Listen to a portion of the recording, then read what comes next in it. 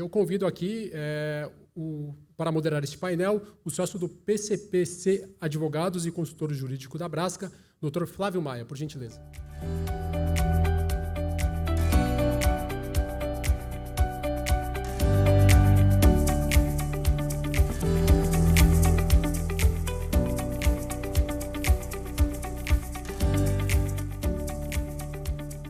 E eu convido aqui para se juntar ao Dr. Flávio, o sócio do Eizeric Advogados, o Dr. Nelson Eizeric, por gentileza.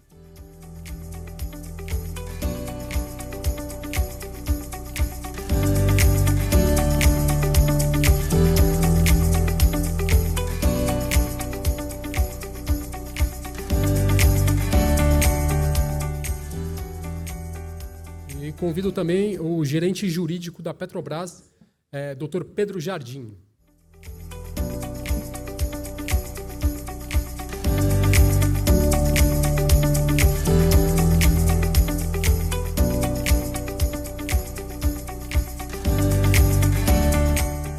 E finalizando aqui, eu convido o sócio do Sescom Barrier, Tenar Figueiredo, por gentileza.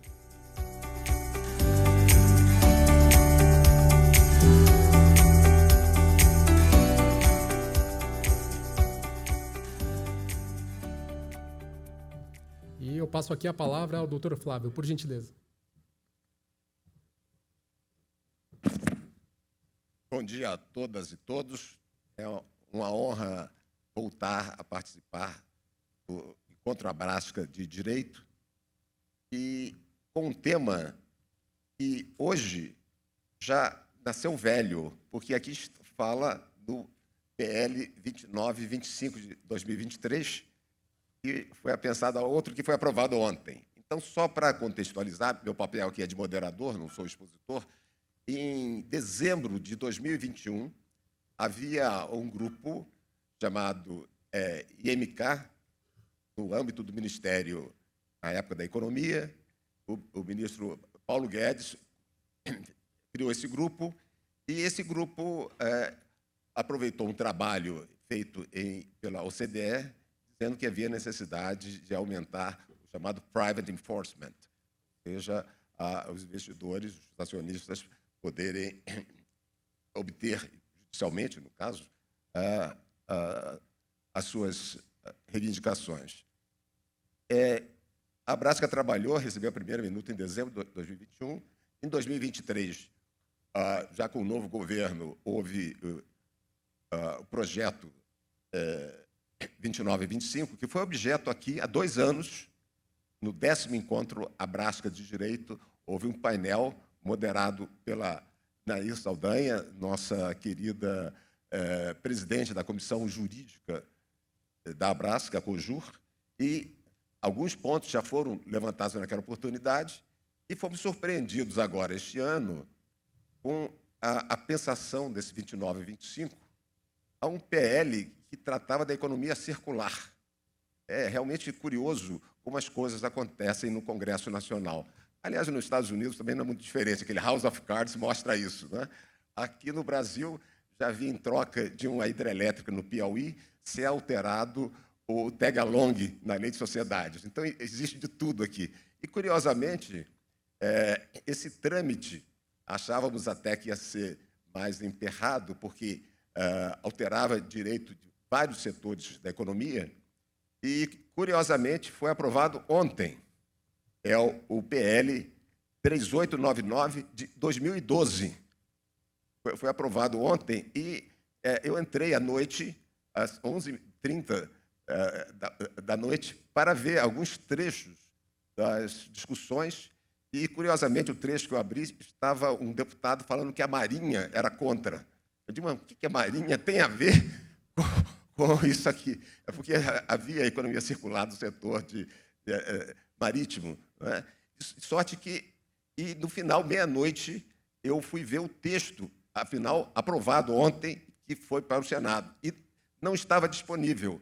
Conversando agora com o nosso presidente Pablo Cesário, ele me disse que houve alterações em plenário. Quer dizer, o texto ainda não estava pronto. À meia-noite, agora, o texto final não estava pronto. A gente tem uma versão anterior, mas que ainda foi modificada. De sorte que, fazendo de plano essas desculpas por não termos agora o projeto realmente, que foi aprovado ontem, mas sabemos as grandes linhas, como a responsabilidade dos administradores, a questão das ações coletivas, da arbitragem, estão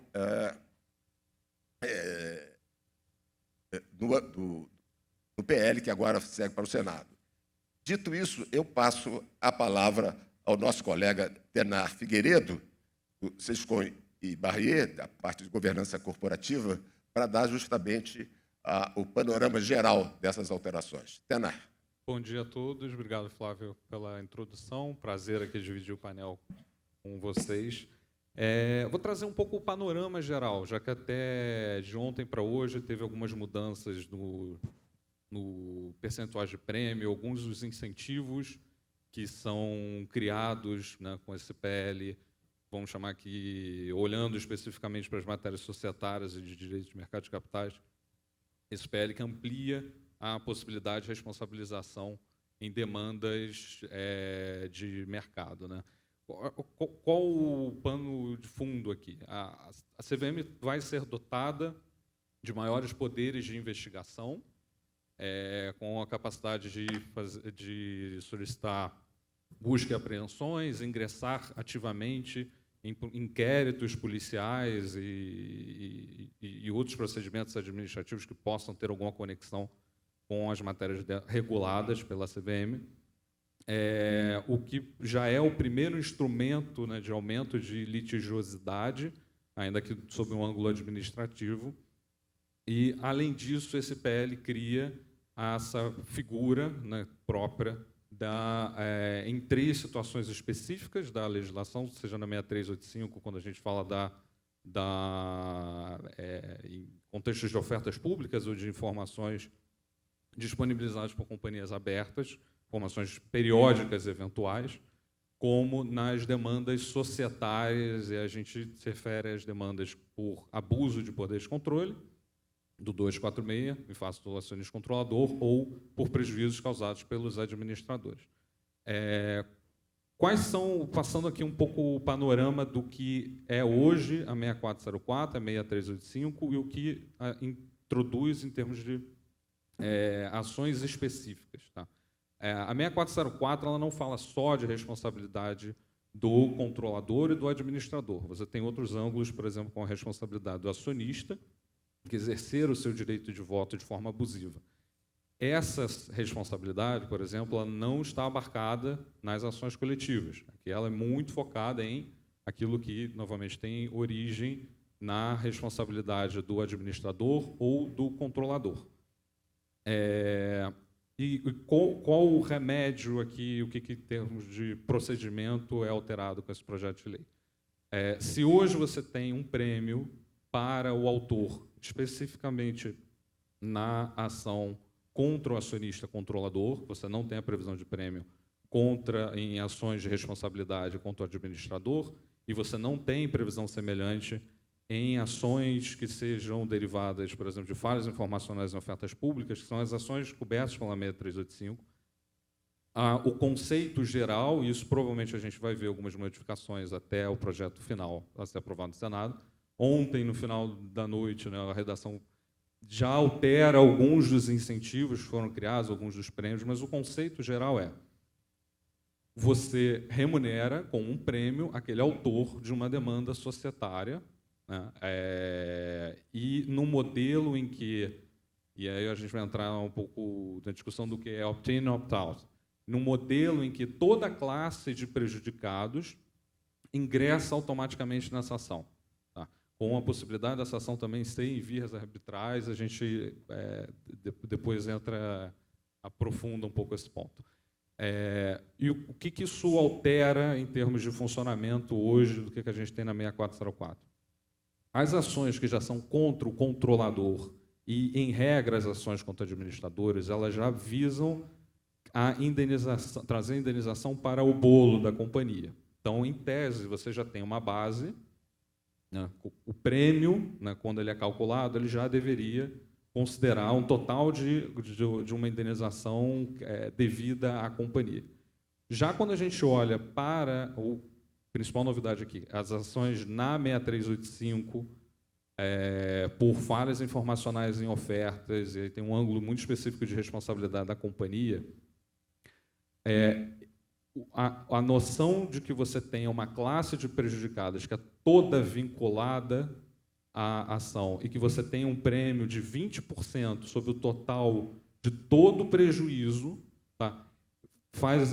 Traz uma diferença significativa, porque você, naturalmente, você deveria, hoje, né, o sistema atual, e aí tem alguns pontos de divergência, né, mas você deveria ter cada investidor entrando com uma ação direta, buscando a reparação do seu prejuízo, e nesse formato de ação coletiva, o autor, ele já nasce carregando um prêmio que é calculado de uma base de toda a classe prejudicada. Isso também, em alguma medida, pode acontecer quando você tiver uma ação por prejuízos causados aos administradores, de prejuízos diretos aos acionistas, tá? Mas essa é a exceção, digamos assim, da lei das SA. Então, recapitulando aqui, o incentivo maior, né, de litigância, em termos de atração de prêmio, acaba sendo nesse modelo em que você passa a ter uma facilidade muito grande em agregar a base de prejudicados, que é nessa ação por falhas informacionais em ofertas públicas. E aí tem um ângulo interessante de responsabilidade da companhia, nesse caso, que ficou limitada a cenários de ofertas públicas em que a companhia deva prestar algumas informações. Com um pouco o conceito geral por trás disso, né? E a gente tem que ter sempre muito cuidado quando a gente fala de responsabilidade da companhia por falhas informacionais, né? O conceito geral hoje você tem uma companhia que atrai novos investidores com uma informação que continha um erro ou continha algum tipo de fraude. A companhia só seria responsabilizada nesse cenário em que você está trazendo novos investidores, seja em ações ou títulos de dívida, ou o que seja, mas não, por exemplo, na vida contínua da companhia, se ela vier a divulgar uma informação que tenha, por exemplo, uma demonstração financeira que tenha algum erro. Nesse caso, o ângulo de responsabilidade ficaria limitado aos administradores. E aí, novamente, sob a noção de que só numa oferta pública você conseguiria, em tese, individualizar qual era aquele grupo de investidores que estava antes da oferta e que poderia ter tido algum ganho indireto, com o segundo grupo que entra, traz new money, sem ter o conhecimento de todas as informações da companhia. Acho que, de panorama geral, um ponto interessante também esse ângulo de responsabilidade da companhia, ele não está previsto no caso de captações privadas, e isso inclui aumentos de capital privado. Então, se uma companhia delibera um aumento de capital privado e os seus acionistas exercem a preferência, ou algum investidor compra o direito de preferência, exerce em bolsa, mas o conjunto informacional que eles usaram para tomar essa decisão de investimento é, essencialmente, informações periódicas eventuais divulgadas pela companhia, isso não é equiparado no projeto de lei a uma oferta pública e, consequentemente, não atrai a responsabilidade da própria companhia, né, do patrimônio comum. Um outro ponto interessante aqui, que também está no PL, né, e quando a gente se refere ao PL, é aquela estrutura original que veio do 2925. Hoje, nas ações de responsabilidade contra administradores, quando elas são movidas inicialmente pela companhia, a companhia pode chegar a um acordo com esse administrador e, eventualmente, num valor que, em algumas circunstâncias, poderia gerar questionamento se é o valor de maior interesse da companhia ou se algum histórico daquele administrador fez com que a companhia quisesse e tivesse um incentivo específico para chegar nesse acordo. O tratamento inicial do PL era que teria o veto em Assembleia Geral por 10% das ações de circulação. Isso foi mudando um pouco, agora passa você ter o regime, a tutela do juiz ou do árbitro para também, além de para avaliar se os termos da transação proposta são também de interesse da companhia. E aí, só voltando um pouco aqui sobre os estímulos, né, no modelo de opt-in e opt-out, olhando um pouco para a experiência americana. E principalmente em ações de securities, tá? Já que nos Estados Unidos, ações por abuso de voto ou operações, prejuízo em operações como incorporações, etc., seguem a legislação estadual. Então, a gente olha principalmente para procedimentos federais quando a gente está falando de ações de valores imobiliários, fraude de emissão ou na divulgação. É muito incomum que um investidor opte por sair de uma ação de classe nos Estados Unidos. O número é mais ou menos próximo a 5% das ações de classe nos Estados Unidos, tem alguém, de fato, exercendo esse direito de sair, e quando sai, é algo próximo de 1% da classe de investidores prejudicados.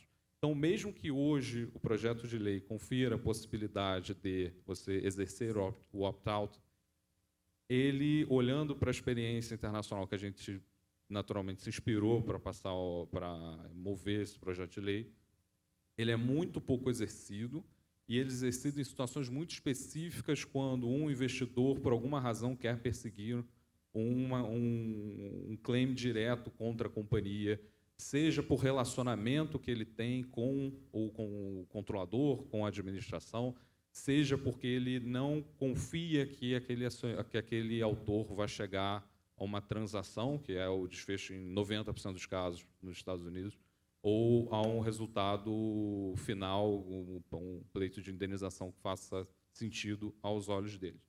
Acho que, de panorama geral, acho que eram esses os comentários principais. Devolvo aqui ao Flávio para... Muito obrigado, Ternar. Passo a palavra agora ao professor Nelson Eiziric, ex-diretor da CVM, mas, muito mais do que isso, é uma referência na área do direito societário brasileiro. Por favor, Nelson.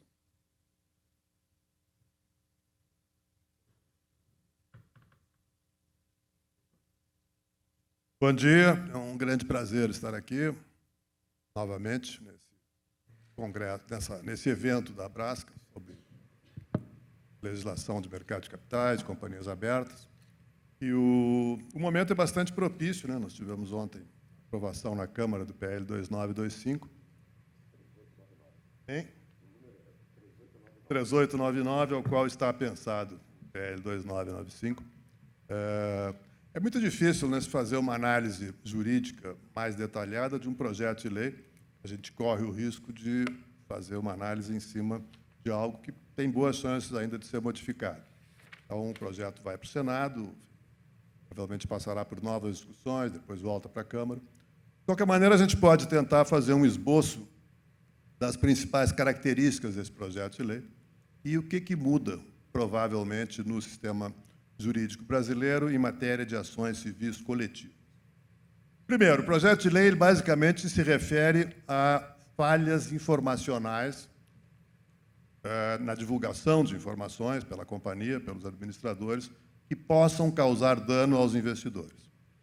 E o objetivo é permitir que tenhamos ações civis coletivas, seja na esfera judicial, seja na esfera arbitral, na qual eu vou me deter um pouco mais, por danos causados por informações falsas, imprecisas ou não prestadas por parte das companhias abertas. Esse projeto, inicialmente, a ideia era que ele tramitasse em regime de urgência. Felizmente, a Secretaria de Reformas Econômicas do Ministério da Fazenda retirou a urgência. O secretário, Dr. Marcos Pinto, participou em várias reuniões com entidades, com escritórios de advocacia, o que fez com que o projeto amadurecesse e ficasse bem mais adequado, digamos assim, às necessidades do mercado de capitais e das companhias abertas. Mas, enfim, primeiro, o objetivo dele é esse, permitir ações civis coletivas para recuperação de danos decorrentes de falhas informacionais. Qual é a grande novidade desse projeto? É o fato de criar efeitos erga omnes, efeitos para todos os investidores que estejam na mesma situação e que esteja sendo discutido em juízo ou na arbitragem, cuja sentença seja favorável aos acionistas ou aos investidores do mercado de valores imobiliários. Então, todos os que estão na mesma situação, digamos, acionistas titulares de ações com direito de voto, serão beneficiados por uma sentença que seja favorável à demanda proposta por algum acionista titular de ações com direito de voto. Então, nós temos aqui o chamado efeito erga omnes, o efeito para todos, e há uma discussão se é para todos mesmo ou se é para todos que aceitaram participar daquela ação, que é a discussão sobre opt-in e opt-out, que, a meu ver, ainda não está resolvido. O que mudou, digamos assim, do início da tramitação do projeto, ou da apresentação dele ao público até o momento atual? Basicamente, se restringiu a legitimidade passiva, ficou a legitimidade passiva, ou seja, a parte que pode ser demandada para administradores, acionistas controladores, e para a companhia apenas por ocasião da emissão pública de valores imobiliários ou de uma oferta pública de aquisição, uma OPA. Então, a companhia não é, de acordo com o projeto, versão atual, não seria responsável por danos causados por falhas informacionais no mercado secundário, apenas quando ela estivesse fazendo uma emissão pública de ações, valores imobiliários, ou quando estivesse fazendo uma oferta pública de compra. Os legitimados, então, passivos, seriam a companhia nessas situações específicas, os administradores, basicamente aqueles responsáveis pela divulgação de informações, e os controladores, quando, eventualmente, estiverem agindo em conjunto com os administradores e gerando falhas informacionais. Quem seriam os legitimados ativos? Basicamente, a CVM, Ministério Público e os investidores titulares de valores imobiliários que foram lesados por aquela falha informacional. O projeto de lei é bastante claro e bastante positivo nesse sentido, ao excluir a legitimidade daqueles que alugam valores imobiliários, ou seja, os acionistas, que nós chamamos de os investidores de ocasião. Então, aquele que aluga uma ação para entrar com a ação judicial. Também não inclui as associações, também não exclui, então isso possivelmente vai gerar alguma discussão, seria, a meu ver, mais adequado que as tivesse excluído expressamente, mas, de qualquer maneira, as associações não estão tidas como legitimadas ativas para a propositura dessas ações judiciais.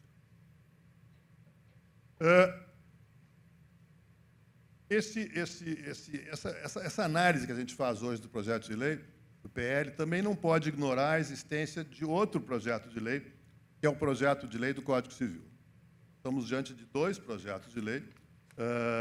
O projeto de lei que se auto-intitula de reforma do Código Civil, na realidade, é um novo Código Civil, deveria ter uma tramitação especial de um novo código, está gerando muita discussão atualmente no Senado, e nesse projeto de lei de novo Código Civil, há alguns pontos que também são relevantes para o regime da tutela coletiva, para o regime das ações coletivas.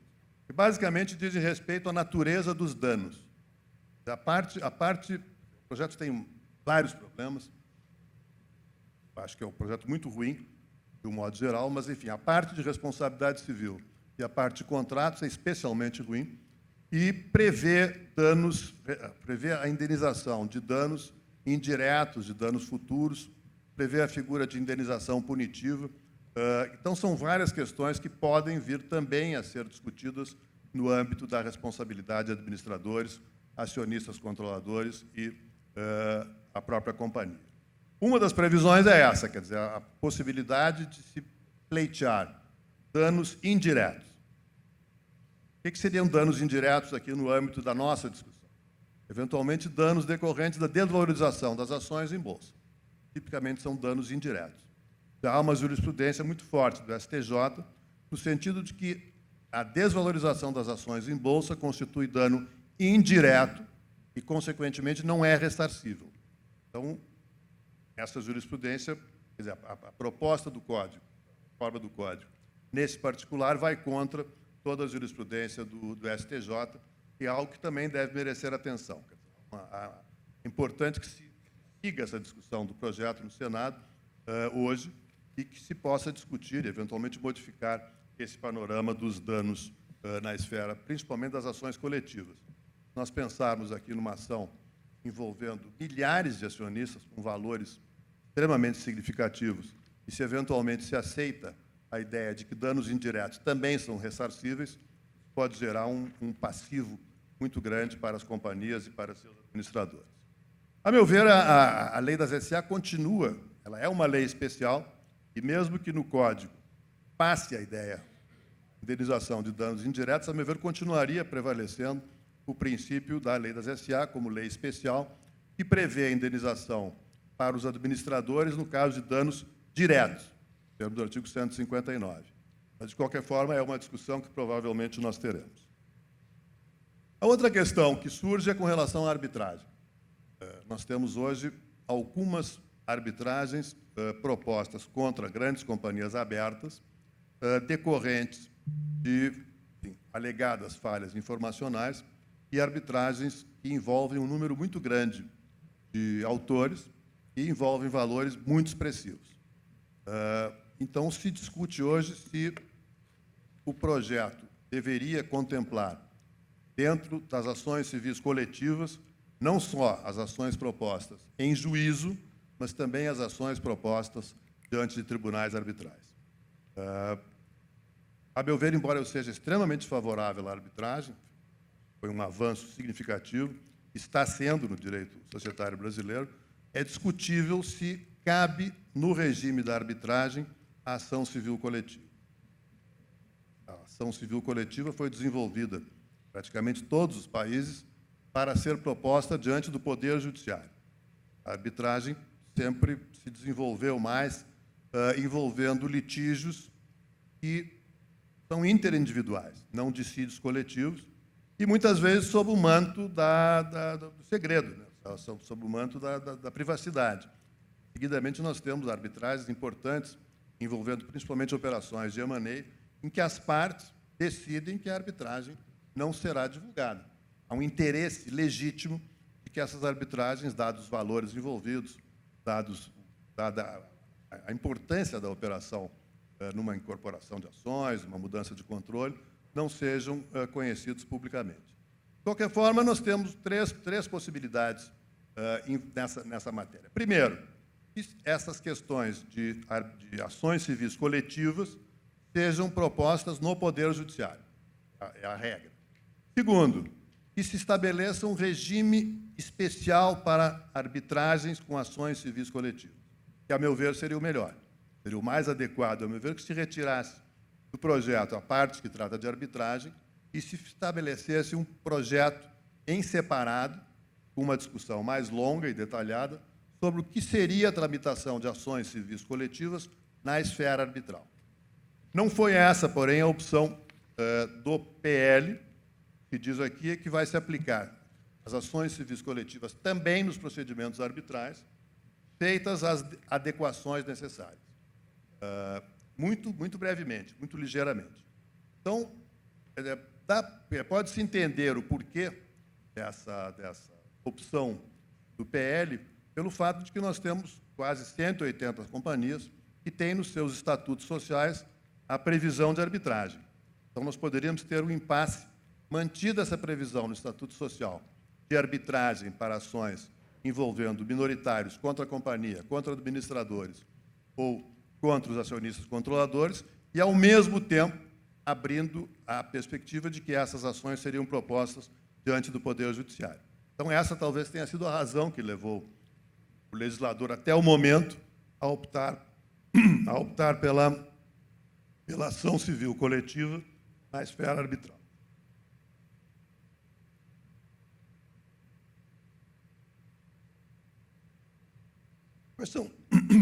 Quais são os problemas que isso pode trazer?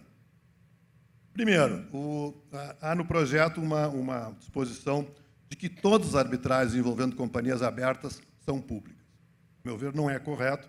Nós podemos ter arbitragens envolvendo companhias abertas que não sejam públicas. Arbitragens públicas envolvendo companhias abertas devem ser aquelas em que há um fato relevante, que investidores devem conhecer, ou em que há o interesse de pessoas ingressarem naquela ação coletiva arbitral, já que estão na mesma situação que os demais acionistas que ingressaram com a medida. A segunda questão é que se refere ao risco de nós termos decisões arbitrais conflitantes. Em termos do projeto de lei,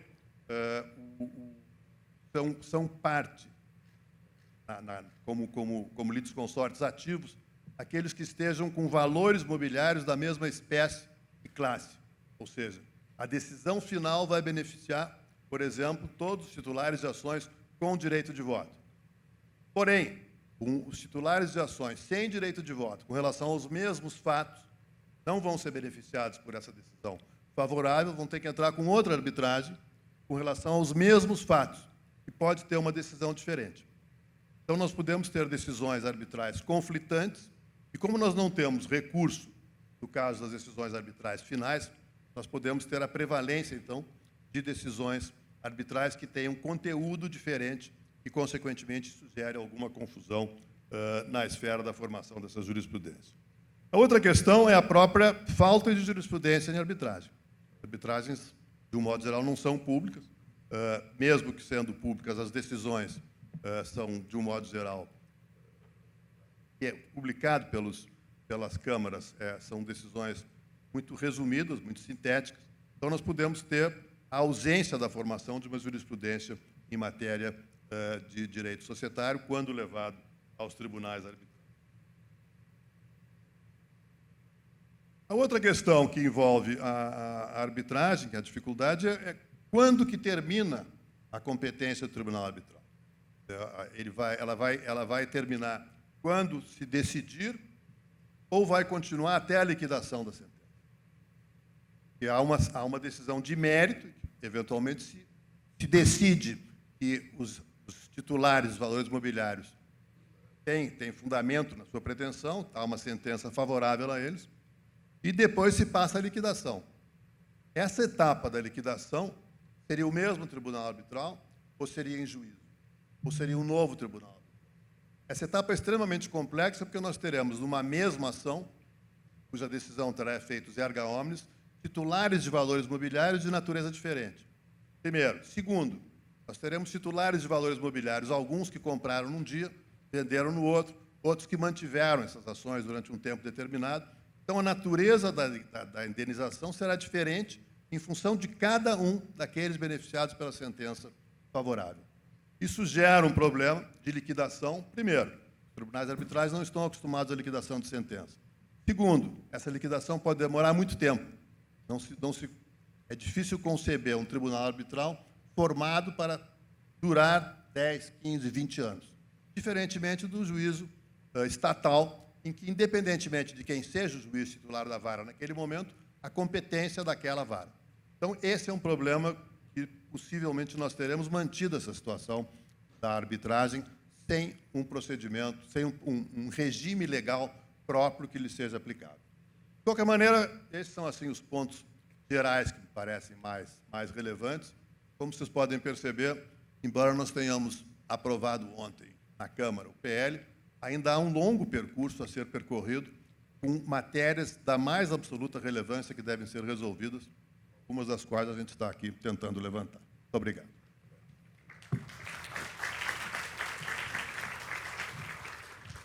Muito obrigado, Nelson. Passamos agora ao doutor Pedro Jardim, que é gerente jurídico da Petrobras. Por favor. Obrigado, Flávio. Primeiro, gostaria de agradecer a Anaíra, o Pablo, ao Bernardo Fabião pelo convite. É uma honra compor esse painel hoje com o professor Nelson, o Flávio com o Tenar. E eu vou começar fazendo um breve disclaimer de que hoje eu não estou falando em nome da Petrobras, as opiniões que eu vier a expressar são as minhas próprias opiniões, fruto das minhas reflexões, não devem ser atribuídas à companhia. Como o Tenar e o professor Nelson já mencionaram, o que a gente tem observado nos últimos anos é uma tentativa de importação do modelo norte-americano de securities class actions para o nosso país. Inclusive com o apoio de escritórios estrangeiros nessas arbitragens que hoje seguem em curso perante a CAN. A gente pode ver que alguns dos requerimentos de arbitragem formulados atualmente, eles chegam a copiar os modelos das petições iniciais das Securities Class Actions. Então, eu pretendo contribuir para as reflexões de hoje, trazendo um pouco da perspectiva de direito comparado e analisando as características do sistema jurídico norte-americano com relação ao que nós aqui temos chamado de falha informacional. E pretendo apontar o risco da importação seletiva que vem sendo feita de normas e conceitos da common law, o risco disso acabar por criar aqui no país um regime disfuncional, incompatível com os princípios e as opções de política legislativa que norteiam o nosso sistema e dão coesão a ele. E pior, que esse sistema venha a ser ainda mais rigoroso que o sistema norte-americano, hoje objeto de severas críticas, minando, assim, a atratividade do nosso mercado. Mas, para tentar mantê-los atentos, mesmo depois da brilhante fala do professor Nelson, sempre brilhante, eu vou começar com uma provocação sobre a expressão que nós temos usado, que é a expressão falha informacional. Se a gente traçar um paralelo com o cinema, traduzir Securities Fraud, que é um instituto que se pretende importar para o país, como falha informacional, é mais ou menos como traduzir o título do filme do Woody Allen, Annie Hall, como noivo neurótico, noiva nervosa. Ou o clássico da sessão da tarde, Airplane, como apertem os cintos, o piloto fugiu. Então, porque falha informacional sugere que os réus responderiam objetivamente e por qualquer erro ou falha nas suas divulgações. Não é assim. O regime norte-americano coíbe securities fraud, e fraud não é falha, exige conduta intencional e apresenta elementos rigorosos. Eu vou, então, tentar abordar rapidamente cada um desses elementos. Sob o aspecto do direito material, a principal norma que eu vou tratar aqui, desses elementos, é a regra, o 10b-5 da SEC, editada com amparo na Section 10b do Securities Exchange Act de 1934. Essa regra, por sua redação abrangente, passou a ser considerada a regra geral antifraude de enforcement privado nos Estados Unidos. Os elementos dessa regra foram desenvolvidos a partir do Instituto da Common Law Fraud e adaptados às especificidades do mercado de capitais ao longo dos anos. E aí, já pedindo desculpas pelas expressões em inglês, atualmente esses elementos são falsity, que é a falsidade das informações, eu vou tratar um pouquinho, materiality, scienter, reliance, loss causation e damages. E aí, o loss causation e damages são dois elementos muito importantes que a gente não vem discutindo aqui no país, mas que compõem o nexo causal. A falsity não tem muita dificuldade, a informação divulgada deve ser falsa, ou deve haver uma omissão quando há dever de divulgar. A materialidade também não tem muita dificuldade, somente informações materiais ensejam o dever de indenizar, então a informação divulgada deve ser relevante para a tomada de decisões de investidor, para que haja responsabilidade, aí o critério de materialidade é definido em uma série de precedentes da Suprema Corte norte-americana, que não vale a pena passar. E a posição consolidada da Suprema Corte norte-americana é de que certas informações, por sua natureza, não apresentam materialidade, como opiniões manifestadas, o puffery, que é o chamado dolus bonus, né, quando a companhia diz lá que temos um sistema de controle avançado, temos um sistema de integridade avançado, prezamos pela segurança das nossas informações. Esse tipo de expressão, por si só, não enseja a responsabilidade, porque é puffery, não tem materialidade, e projeções acompanhadas de disclaimers ou chamados cautionary statements. O terceiro elemento, muito importante, que a gente aqui tem discutido pouco, é o scienter.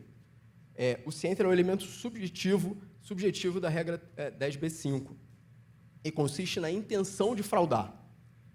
Para que haja responsabilidade, deve haver intenção de fraudar. A Suprema Corte americana decidiu que negligence, ou se uma tradução mais grosseira, a culpa, ela não é suficiente para a regra 10b-5, porque essa regra prevê conduta intencional. Então, só para ficar mais claro, como decidido no precedente Ernest v. Rockefeller, é necessário provar, entre aspas, um estado mental que envolve a intenção de enganar, manipular ou fraudar. Por isso que a regra 10b5, que Securities Fraud, coíbe fraude, mas não mera falha.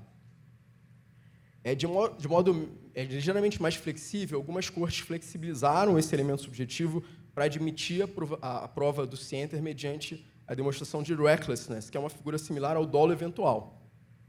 Mas isso nunca foi confirmado pela própria Suprema Corte norte-americana. O quarto elemento é o reliance, ou transaction causation.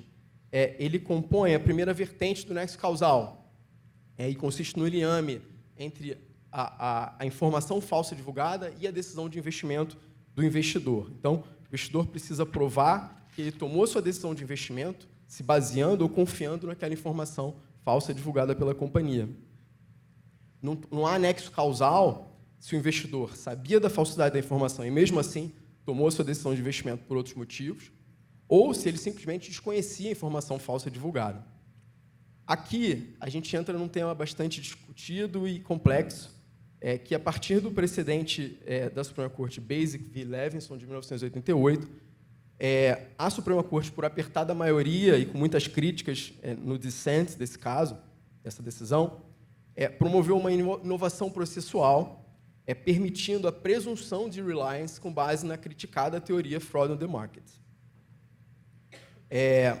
Por essa teoria, mercados eficientes incorporam rapidamente aos preços dos valores imobiliários todas as informações disponíveis, de modo que os investidores não precisariam provar o reliance de forma individualizada, porque essas informações elas seriam transmitidas no próprio preço dos valores imobiliários. Mas, para que esse reliance seja presumido nos Estados Unidos, deve ser demonstrado, por meio de prova pericial, que os valores imobiliários são negociados em um mercado eficiente, com base nos fatores definidos no precedente chamado Kamer Factors, né? Que eu não vou entrar porque aí entra um nível de complexidade. Essa presunção ela foi criada pela Suprema Corte justamente para permitir certificação de classes e o prosseguimento das class actions para a etapa de mérito. Porque a prova do reliance, que é a confiança do investidor na informação, por sua natureza, é individualizada. Então, ela exigiria uma análise probatória individual que é incompatível com uma ação coletiva, em que as questões de fato de direito comuns da classe devem predominar sobre as questões que afetam individualmente seus membros, conforme o requisito processual do predominance previsto lá e que aqui, eu não sou processualista, eu entendo que também se exige nas nossas ações coletivas. Então, só com a fraud on the market que se viabilizou a existência das ações coletivas em securities fraud. E aí cabe observar que essa presunção ela é relativa e pode ser afastada em uma série de etapas da ação coletiva, como na certificação de classe, no próprio julgamento sumário, no trial e até mesmo na fase de liquidação da sentença. O quinto elemento, o loss causation, é a segunda vertente do nexo causal. Ele consiste na ligação entre a informação falsa e o dano suportado pelo investidor. A mera alegação de que a compra do valor imobiliário se deu a um preço inflado por conta da informação falsa não é suficiente, então é preciso mostrar também que o preço caiu como consequência da revelação da informação falsa divulgada. E não há loss causation se o adquirente vende as ações antes da revelação da fraude, porque ele supostamente compra a ação inflada e vende também inflada, são os in and out trades. E mesmo que a venda ocorra após a revelação da fraude, é preciso provar que a queda do preço da ação se deve especificamente às informações falsas divulgadas, mas não a outros fatores, como mudanças nas circunstâncias da economia, e eu vou ler as expressões que são expressões que a gente encontra em julgados. Mudanças nas expectativas dos investidores, novas informações específicas sobre a companhia, são firm-specific facts, ou a indústria, ou outras condições e eventos chamados confounding factors. Portanto, o loss causation encontra sérios desafios. O nexo causal encontra sérios desafios nessas ações e eu acho que encontrará aqui também, caso esse regime seja efetivamente importado, porque a variação das cotações é característica inerente aos valores imobiliários, não sendo possível determinar as causas concretas e a extensão dessas variações, que são afetadas por milhares de fatores. Nos Estados Unidos, admite-se que essa prova seja feita a partir de estudos e eventos, lá da ciência da econometria.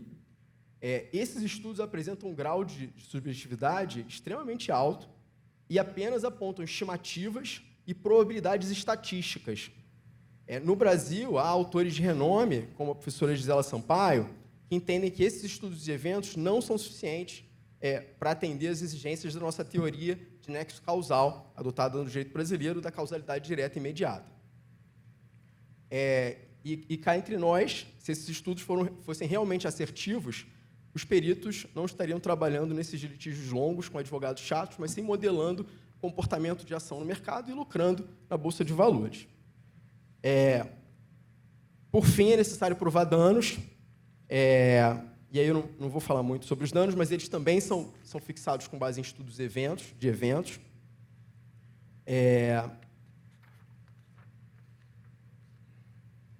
E aí o professor Marcelo Trindade bem apontou já em palestra, em artigo, de que seria duvidosa a própria caracterização de danos efetivos e certos como consequência da oscilação do preço das ações de uma companhia no mercado, justamente porque a decência das ações que a sua cotação oscile.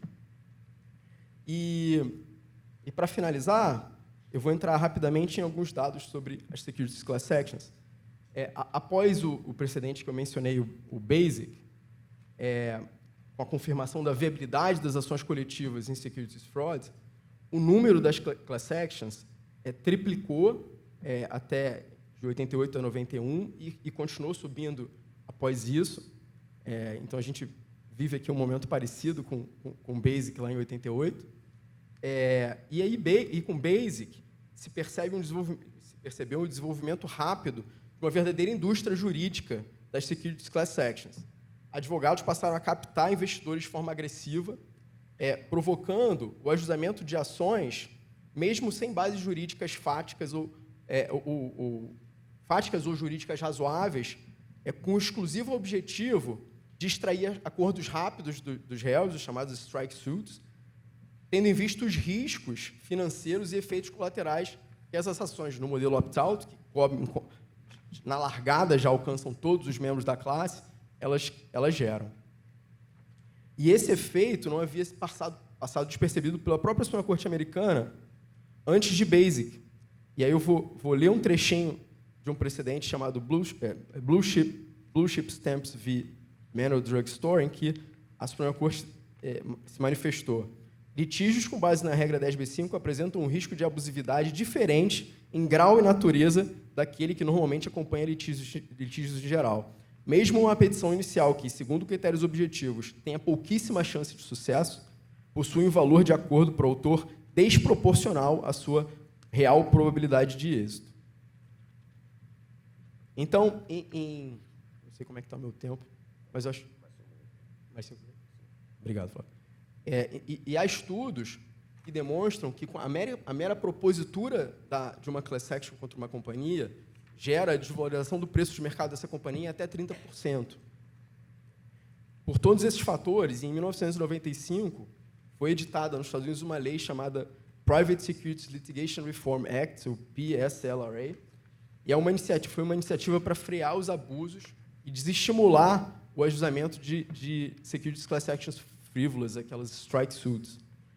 E essa lei previu uma série de limitações processuais que também seriam convenientes que a gente passasse a discutir aqui, caso esse PL venha a ser, ao final, aprovado, como a suspensão automática de qualquer mecanismo de prova até que seja julgada a primeira petição, a primeira defesa processual do réu, requisitos bastante rigorosos para a alegação de scienter, que é o elemento subjetivo da regra 10b5, como eu já mencionei, critérios para a nomeação do autor-líder, para que aquele autor-líder seja efetivamente o melhor autor para aquela classe, que ele represente os interesses daquela classe, que ele tenha legitimidade, inclusive, para negociar acordos, que esses acordos não venham a ser futuramente questionados, que tenham segurança jurídica, critério para limitação de indenizações, chamadas bounce back provisions, honorários advocatícios e algumas proteções ao emissor de valores imobiliários com relação a certas divulgações.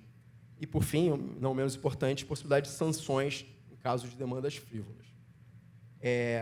Essas medidas reduziram, em algum grau, a abusividade, mas um estudo da Harvard publicado na Harvard Law Review em 2019 aponta que o PLCRA ele não enfrenta todos os problemas e ele não resolve as críticas conceituais do sistema de private enforcement no mercado norte-americano. Na Suprema Corte são crescentes as críticas dos justices com relação à teoria da fraud in the market.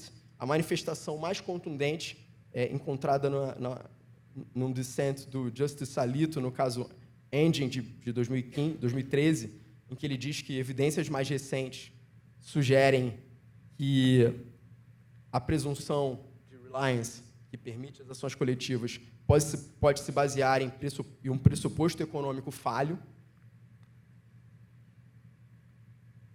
E, por fim, eu trouxe um slide com a capa da revista Financial Times de 4 de setembro de 24, em que foi veiculada uma entrevista com o Nobel de Economia, Eugene Fama. O Eugene Fama é o autor da hipótese do mercado eficiente, veiculada pela primeira vez em 1965, num artigo emblemático chamado Randall Walk in Stock Market Prices. E a hipótese do mercado eficiente é justamente o que dá amparo à teoria da fraud in the market. E eu recomendo a leitura desse artigo, mas é interessante notar que o título do artigo é The Efficient Market is a Hypothesis, It's Not Reality. Então, essa hipótese de responsabilização com base na teoria da fraud in the market, ela está sendo feita com base numa hipótese criticada pela Suprema Corte e reconhecida pelo seu autor como uma hipótese desenvolvida para diversas finalidades e não especificamente para essa pela qual ela tem sido usada nos últimos anos. Acho que com isso eu devolvo a palavra ao Flávio.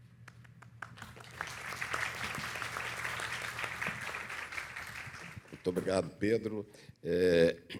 Eu vou usar da minha prerrogativa aqui de moderador para fazer uma primeira pergunta ao Nelson Zelic. Vou ler aqui, vou me permitir ler, o artigo 27G do projeto, aprovado ontem, para a gente ver se isso se amolda aos casos conhecidos nossos. Nós sabemos todos aqui de cabeça os grandes casos envolvendo pedido de indenização por informações falsas no mercado, informações incorretas, alegadamente incorretas no mercado. Vamos ser bem prudentes aqui. E o que diz o texto? Vamos ver se se enquadra nesses casos. Os administradores de companhias abertas são civilmente responsáveis, no limite de suas competências, pelos prejuízos sofridos por investidores em decorrência de informações incorretas divulgadas ao mercado, desde que tenham agido com dolo ou violado seu dever de diligência mediante efetiva comprovação. E tem mais, o parágrafo 5º. Nas hipóteses previstas neste artigo, a responsabilidade civil dependerá da comprovação de culpa ou dolo, bem como do nexo de causalidade e do dano sofrido pelos investidores. E aí vem a pergunta, Nelson, isso aqui seria uma responsabilidade por dano direto ou dano indireto? Essa é a minha pergunta. Quer dizer, nos termos da lei das SA, que é o regime hoje vigente, a responsabilidade do administrador é por danos diretos, não é por danos indiretos. É o artigo 159, parágrafo 7º. Então, o que provavelmente vai acontecer... Quer dizer, nós temos muito poucas ações promovidas por investidores diretamente contra o administrador. Quer dizer, a regra que nós temos são ações promovidas pela companhia contra o administrador, ou, se a companhia não promover a ação dentro do prazo legal, uma vez aprovada em Assembleia Geral, a legitimidade, então, dos acionistas com um percentual determinado de ações para mover a ação. O que talvez ocorra, com a aprovação desse projeto de lei, é que nós passemos a ter um número maior de ações diretas, por danos diretos causados pelos administradores, contra esses administradores que, por culpa ou dolo, o projeto fala culpa ou dolo, no caso da infração ao dever de informar, a maior parte dos casos é de culpa, é de negligência. Não informou o que deveria ter informado, ou informou de forma incompleta o que deveria ter sido informado de maneira mais completa. Então, nós podemos ter a responsabilidade por culpa ou dolo, e fica claro no projeto que a responsabilidade decorre de culpa ou dolo e será para indenizar danos desde que provado o nexo causal, que é a questão talvez seja mais importante.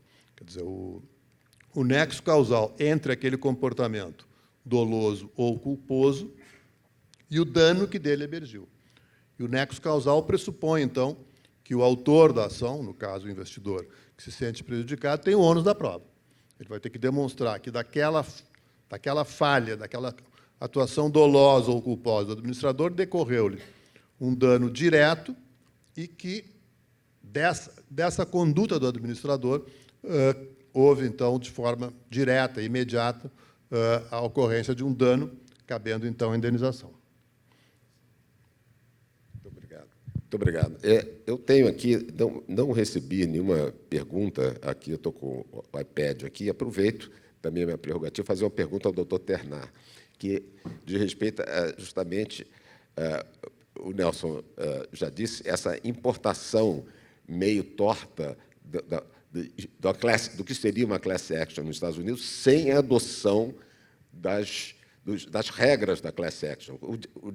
Lembrou muito bem, nesse projeto aprovado ontem, é um artigo só referente à arbitragem, dizendo que se aplica a ação coletiva, as regras, do que couber. O que é isso? É nada, né? Então, não há nem aquela regra da qual seria a class action, que receberia o condão de ser a única, né, para evitar a proliferação de ações pelo Brasil afora.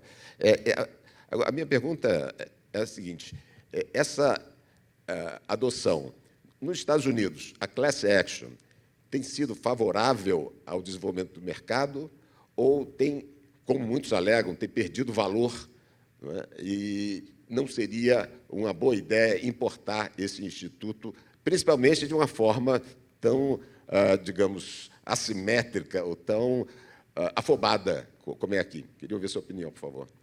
Obrigado. Acho que o primeiro ponto de confusão sobre a propositura dessa ação que a gente até vinha discutindo antes, é que nos Estados Unidos você tem o funcionamento é mais ou menos o seguinte: você tem investidores prejudicados, que muitas das vezes a gente sabe que são escritórios de advocacia que buscam esses investidores e propõem as ações, e o juiz vai determinar qual dessas ações foi melhor fundamentada e deveria prosperar como a ação que aqui seria equiparado a quem seria o autor, né? No nosso sistema, o primeiro que propuser a ação já é considerado o autor, e quem ingressar depois ingressa como litisconsorte. Então, já é uma figura, você já não vai ter uma análise subjetiva do juiz filtrando quem vai seguir, né, com essa ação, o papel de liderança. Isso, claro, sempre a possibilidade de você optar por sair daquela ação e ingressar você mesmo com uma ação direta, enquanto investidor. Sobre o funcionamento, eu acho que também a primeira noção que às vezes a gente esquece um pouco aqui, né? Lei societária nos Estados Unidos, ela segue direito estadual, né? Então, a gente normalmente está falando, na grande maioria dos casos, companhias de estados, em legislação de Delaware, que traz... Então, por exemplo, uma discussão sobre abuso de poder de controle ou prejuízo numa incorporação seria atraído pela legislação estadual. E a gente vê o grosso das class actions e o regime que a gente importa é um regime que é muito próprio das ações de securities. Só que a gente importa isso também para as ações societárias. Isso, por si só, já é um bicho esquisito, né? Não encaixa, a gente importa um sistema com algumas diferenças. Mesmo o sistema de prêmios, né, e por que ele é tão relevante, eu acho, a discussão Eu só não vou ser preciso com relação aos percentuais, porque eles já mudaram de ontem para hoje. Mas você tem, como regra geral, incentivos, né, para maior litigiosidade. E mesmo a gente não importa exatamente o sistema americano, porque esse prêmio nos Estados Unidos ele vem por uma construção de jurisprudência. Inclusive, eu acho que o 11º Circuito cobre o sul dos Estados Unidos, limitou muito a possibilidade de pagamento de prêmios. Então, hoje você pode ter reembolsos de despesas razoáveis dos advogados, honorários, etc. Então, mesmo quando a gente olha para o sistema americano, não tem essa noção precisa de prêmio como a gente vai estabelecer aqui e que tem claramente o objetivo de incentivar a litigância, né, contra a companhia ou contra os administradores. Acho que de panorama de sistemas, então, em resumo, o prêmio pode não ser exatamente, né, o que a gente tem em mente. A gente traz um modelo que faz muito mais sentido, eu acho, para uma ação de securities, principalmente quando a gente fala do opt-out, né, e opt-in, porque é uma classe inteira de, talvez, pessoas que tenham adquirido, investidores compraram uma debenture X e alguns podem querer preservar esse claim, ou outros acabam sendo carregados pelo autor. E vai ser uma super confusão, imagino, quem vai ser, de fato, o autor, né, dessas ações, o líder dessas ações. Muito obrigado. Agora eu vou usar outra vez minha prerrogativa de moderador para deixar a tecnologia de lado, porque eu estou aqui com um tablet com as perguntas que a pessoa faz através do QR Code, e agora eu vou abrir in the old way. A nossa presidente da COJUR gostaria de fazer uma pergunta diretamente no microfone. Obrigada. Primeiro, parabéns a todos aqui pelas excelentes exposições. Mas eu queria fazer um comentário e também uma pergunta, porque a nossa lei das SAs hoje ela é estruturada com o princípio da preservação da empresa, ou seja, houve um dano, o administrador indeniza a companhia, o controlador indeniza a companhia e, indiretamente, os acionistas ficam recompostos. Esse é o espírito central. Com essa regra, que o Pedro colocou bem, assim, essa importação seletiva, essa coisa estranha, né? Porque nem importado foi, porque também não conversa nada com o modelo americano, como você bem colocou.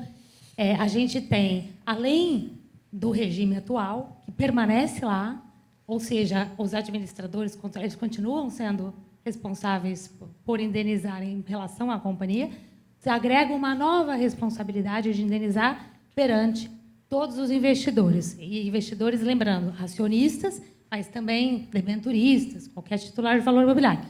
Então, na minha cabeça, a gente está partindo de uma indenização potencial de 220%, porque tem o prêmio, que é outra insanidade, né? Não existe, você causa um dano de 100, você paga 120. Quer dizer, isso não existe em nenhum lugar no direito brasileiro. Mas, enfim, a gente tem hoje um prêmio na 246, mas é diferente, porque você vai ter uma despesa do acionista para entrar com a ação contra o controlador, os recursos vão para a companhia, você tem que financiar, mas isso é diferente. Aqui não, é incentivo mesmo. Então, a gente tem, além da obrigação de indenizar o mercado, com um prêmio de 20%, você tem a responsabilidade que permanece perante a companhia. Então, queria entender se vocês veem dessa forma. Eu acho isso insano, acho disfuncional. O projeto, sem dúvida, evoluiu muito. Inclusive, assim, a evolução boa a gente deve, acima de tudo, aqui ao professor Eiseric, que foi a cabeça aqui perante a Brasca nesse processo aí de ponta a ponta. Então, teve muito progresso. Não obstante, a gente tem barreiras. A gente não consegue emplacar o que nós queremos e outras tem intervenções aí que fogem da Brasca e o PL não deveria existir. Ele é extremamente ruim, ele não agrega. O ideal é que ele não existisse. Agora, eu gostaria de ouvi-los sobre isso, saber se vocês têm outra visão. Eu passaria, então, o Nelson para responder, por favor. Essa questão do prêmio foi um dos fundamentos do PL, né? Então, é muito difícil que seja afastado. Talvez os três pilares fundamentais são a possibilidade da ação de classe, os efeitos erga omnes para todos, né, da decisão, e o prêmio, que é o incentivo, e o objetivo do PL é criar incentivos, é o objetivo de fazer com que as pessoas realmente se interessem por ingressar com ações de classe. Nós temos só, por enquanto, na vigente lei das SA, o prêmio no caso da ação contra o acionista controlador, né, que é 5%, esse passaria a ser 20%, e, doravante, se passar o PL tal como está, nós teríamos, então, um prêmio de 20%, dentro do qual os honorários advocatícios. Então, acho muito pouco provável que isso seja removido do PL. Esse é um dos pilares fundamentais. A ideia, inclusive, era incentivar as ações de classe, e, para isso, foi criado o prêmio. Qual é o risco envolvido? É o mesmo que nós temos nos Estados Unidos hoje, que é a indústria do litígio. Quer dizer, lá, em boa parte, as ações judiciais de classe começam por iniciativa dos advogados. Então, nós temos todo um sistema montado em que os advogados saem atrás dos clientes. Enfim, nós temos instituições financeiras que fazem o funding do processo, nós temos fundos de investimento que também fazem o funding, nós temos as seguradoras que também têm interesse nesse mercado. Então, criou-se um mercado, digamos, de litígio em matéria de ações de classe. Esse é o risco que nós temos com a aprovação do PL. Por outro lado, há o benefício provável de que nós vamos ter um interesse maior dos acionistas e dos investidores em geral na proposição de ações que hoje praticamente não existe. Quer dizer, nós praticamente não temos uma jurisprudência firme de responsabilidade de administradores, de acionistas controladores.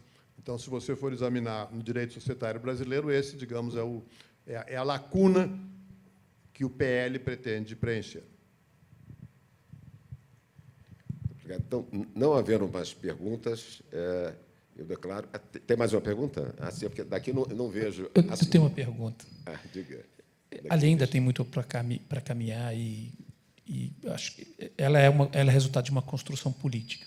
A pergunta que eu queria fazer para vocês é, tendo que vocês leram o que temos disponível de projeto, o que vocês diriam que é a prioridade número 1 e número 2, que ela precisa ainda ser alterada? O que é mais importante, o segundo mais importante, para que ela seja mais efetiva ou menos ruim? Talvez a questão mais importante seja a opção entre opt-in e opt-out. Esse vai, digamos, dimensionar o tamanho dos danos que podem ser objeto de ressarcimento. E a segunda seria a questão da necessidade de um projeto especial para arbitragens civis, de ações civis coletivas. Realmente, esse, inclusive, é o propósito do CEBAR, né? O Centro Brasileiro de Arbitragem, também propugna por uma legislação apartada, por um PL apartado específico para a arbitragem, já que há tantas questões a serem resolvidas, não é um simples artigo fazendo uma remessa de aplicação no que couber a arbitragem que vai resolver o problema, né? Esse seria um ponto que a gente pode, junto com o CEBAR, atuar. Tá certo? Mais alguma aí? Não. Já que the good old way aqui é mais eficaz do que o sistema aqui pelo tablet. Então, não havendo mais perguntas, eu declaro, então, encerrado esse painel com alguma antecedência, facilitando a programação diária. Muito obrigado a todos.